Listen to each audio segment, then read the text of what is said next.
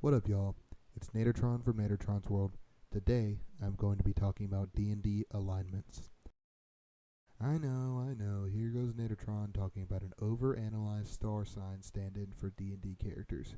But no, D&D alignments are more than that. They can define an entire character. They can change a character's entire worldview. And unlike most, I believe they can change throughout a character's life. Today, I'm going to give a basic description to every alignment. Feel free to comment down below if you have any disagreements. And if you have any bad words to say, just don't say them about anyone but me. Alright, so there are 9, technically 10, D&D alignments, though that extra one is called unaligned and is more like a stand-in for when you haven't chosen one yet. I will start by breaking the alignments up into their combinated words. Then I will explain the individual alignments and even give a few fun examples to some of them. We will start with evil. Evil is like when you decide to start pranking people, but instead of jumping out and scaring someone, you jump out and kill their dog. This is the type of person that would hang out in hell, not because you died and ended up there, but because you and the demons are just chill. Now we do good. Evil's antithesis. Being a good person is very hard, and it usually takes more energy to do good than bad. This would usually be someone that actively sacrifices something of their own, anywhere from some money to a homeless person to their life for a random shop owner that was being robbed by the rogue.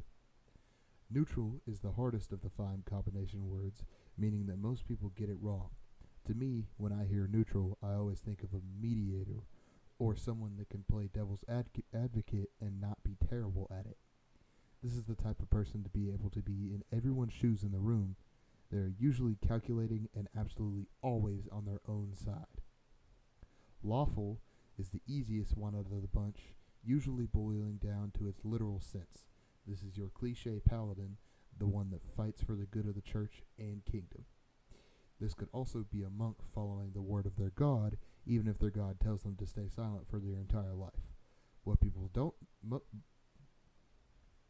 most people don't know, however, is that some other surprising lawful beings would be a devil, since they always adhere to their contracts, even if they try to create loopholes.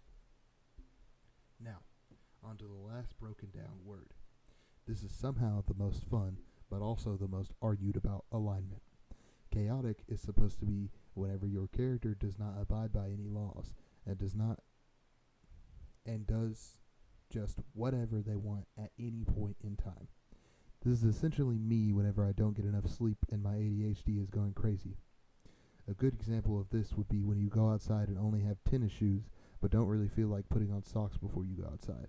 This is absolutely considered a chaotic decision. These words combined can define a character's entire personality sometimes, even though deciding them always boils down to 2 questions. Is my character a bad person, and does my character have a strict moral code? One of my favorite examples of this is the character from DC, Peacemaker. He would absolutely be considered lawful evil. You might be thinking, well, would a superhero be considered evil? Let me break it down for you. Answer the questions, starting with his code. He says in the movie, I cherish peace with all my heart. I don't care how many men, women, and children I need to kill to get it. He has a code. Protect freedom at all costs.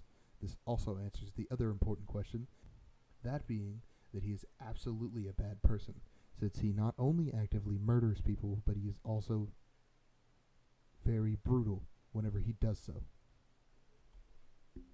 Chaotic evil can also be thought of in the same way. We would just need a character that has absolutely no moral code, but also actively participates in bad actions. My favorite example of this would be most slasher villains, especially Chucky. He regularly disregards laws and abides by no system of belief. On top of that, he attempts and succeeds in a multitude of terrible actions, including but not limited to child murder, robbery, domestic violence, and even assault on multiple peace officers. This very much includes him on the list of chaotic evil beings. Neutral evil is exactly like chaotic evil, except they don't go out of their way to cause violence and or bad things to happen. One of the most famous examples of neutral evil would absolutely have to be Walter White, the Danger himself. He's motivated by greed, whether it be for money or for power. He actively participates in evil acts, but he doesn't just do it so more evil can be in the world. He does it so he can make that sweet, sweet bread.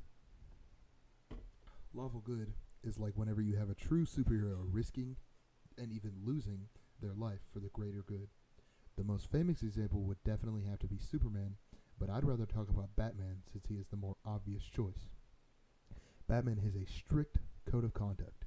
He absolutely never kills. In addition, he risks his human life and body to help people in need. He has a house full of adopted kids that he took in off the streets, and he is the best example of lawful good because he truly represents both sides of this alignment, that being lawful and good, so well.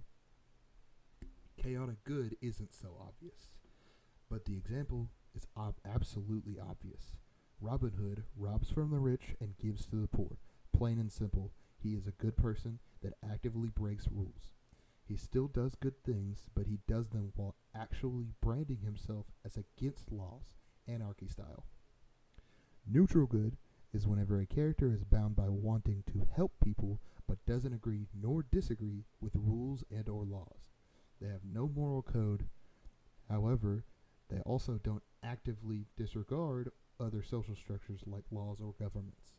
My favorite example of this would definitely have to be Gandalf the Grey. Gandalf does fight for the greater good, even sacrificing himself to the Balrog for the survival of Frodo and the rest of the party. He also does not have a home, let alone abide by any government. This absolutely has to place him as the best example of neutral good. Now, onto most people's favorite alignments, chaotic neutral. Chaotic neutral to me are true anarchists, the type of person to topple a government, but not because of the greater good or any nerd stuff like that, purely because they prioritize individuality. They are often considered unpredictable, but they are never evil. Whenever they cause harm at others, it is typically because they are done wrong by them first. The best example I could find of this has to be Deadpool.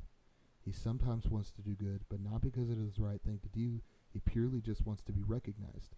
He actively participates in doing murder, but usually for money or other greedy reasons, not ever because he wants to hurt somebody. Lawful neutral is my least favorite alignment, mostly because it is so hard for me to understand when I started playing D&D.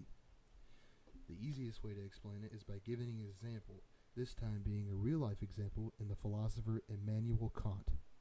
He has a strict moral code, something that he always said you should follow no matter what. This means that he would disregard others if it meant keeping his code. This also means that he would disregard his own personal autonomy in favor of his code, meaning that lawful neutral is the only way to rope in with this alignment chart. Now onto the one and most difficult one to explain, true neutral. The only way to explain true neutrality is to give an example. So for this one, I am giving two, starting with my favorite Marvel character, Hulk. This one might get me some hate comments. He values himself over all others, usually just wanting to be left alone. And before you all get in my comments and getting all mad, I'm not talking about Bruce Banner. There's absolutely always room for speculation. The Hulk is usually neutral, especially in the comic where he turns into Maestro, the evil future version of the Hulk. Before he becomes evil and crazy, he is still acting in his own interests, not caring that Bruce is suffering. He thought he wanted to be alone, but he did not want to be lonely. He won't let Bruce be in peace. My next example absolutely has to be Dr. Manhattan. After the events of Watchmen, he abandons Earth to its fate. Although he had originally decided to help the humans, he has now decided to not be a part of the race anymore. He leaves Earth to live alone in a barren utopia on Mars. This cements him as one of the best examples of true neutrality. This has been an introduction and explanation of alignments in D&D. Feel free to use these as examples and explanations to any new player or DMs looking for answers. Alright, bye.